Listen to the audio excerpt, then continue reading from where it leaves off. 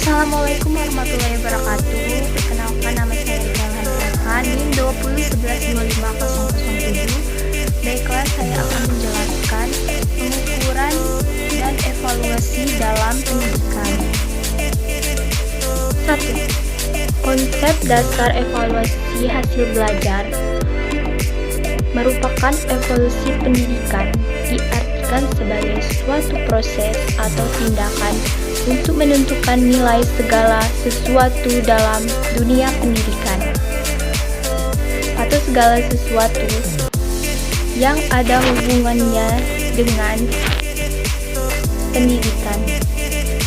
Dan evaluasi merupakan sebuah proses pengumpulan data untuk menentukan sejauh mana, dalam hal apa, dan bagian mana tujuan pendidikan sudah tercapai. Jika belum, bagaimana, yang belum dan apa sebabnya. Fungsi evaluasi belajar terbagi dalam 3 golongan. Yang pertama, siswa mengetahui keberhasilan belajarnya, digunakan sebagai motivasi belajar, memberi pengalaman belajar. Yang kedua, pendidikan dan pembelajaran menyeleksi siswa guna meramalkan keberhasilan studi siswa yang bersangkutan pada tahun berikutnya. Mengetahui sebab-sebab kesulitan belajar, pedoman guru dalam mengajar. Mengetahui ketepatan metode yang digunakan dalam mengajar untuk menempatkan posisi siswa dalam kelas. Yang ketiga, organisasi lembaga mempertahankan standar pendidikan yang digunakan, menilai ketepatan kurikulum, menilai kemajuan sekolah yang bersangkutan.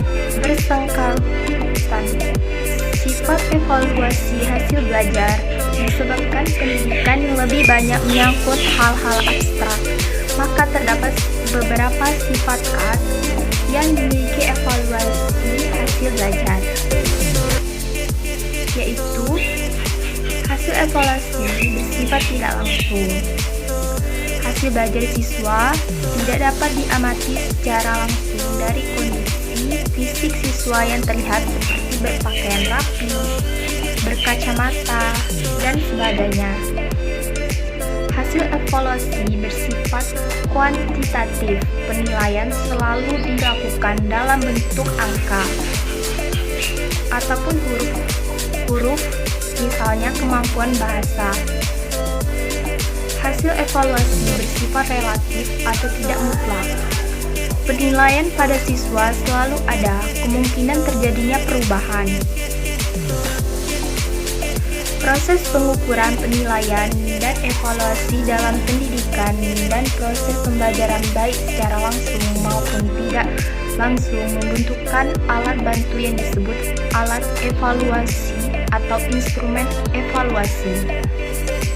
Alat pengukuran dan alat evaluasi pendidikan sudah selayaknya merupakan alat yang baik dengan terpenuhinya beberapa standar sebagai alat pengukur seperti validitas, realitas, memiliki daya pembeda, mudah digunakan, dan sebagainya. Secara garis besar, alat evaluasi pendidikan dibedakan menjadi tes dan non-tes. Ciri-ciri pelaksanaan tes atau kegiatan evaluasi hasil belajar yang berstandar sebagai berikut. Yang pertama, semua siswa yang dites akan memberikan respon jawaban dari pernyataan dan perintah yang sama. Yang kedua, semua siswa akan mendapat perintah yang sama. Perintah tersebut harus jelas sehingga semua individu memahami makna perintah tersebut. Yang ketiga, cara penilaian terhadap hasil tes harus dibuat seragam sehingga jawaban yang sama akan mendapatkan skor yang sama. Yang keempat, waktu dan penyelenggaraan tes harus seragam, artinya setiap individu mempunyai kesempatan dan waktu yang sama dalam melaksanakan tugas atau dalam menerima pertanyaan. Proses evaluasi hasil belajar dapat menggunakan beberapa cara, seperti wawancara atau interview, pengamatan atau observation, dokumentasi, dan angket. Metode pengamatan observasi yang digunakan dalam evaluasi hasil belajar dilakukan untuk menilai tingkah laku siswa yang dapat diamati, misalnya tingkah laku siswa selama proses pembelajaran, selama praktik, selama jam istirahat, ketika kekosongan jam pelajaran, dan sebagainya. Metode wawancara merupakan teknik evaluasi hasil belajar dengan cara mengumpulkan bahan-bahan keterangan yang dilaksanakan dengan melakukan proses tanya jawab lisan secara sepihak, berhadapan muka, dan dengan arah serta tujuan yang telah ditentukan.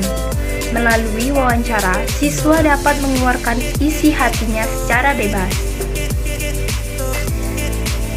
Metode angket.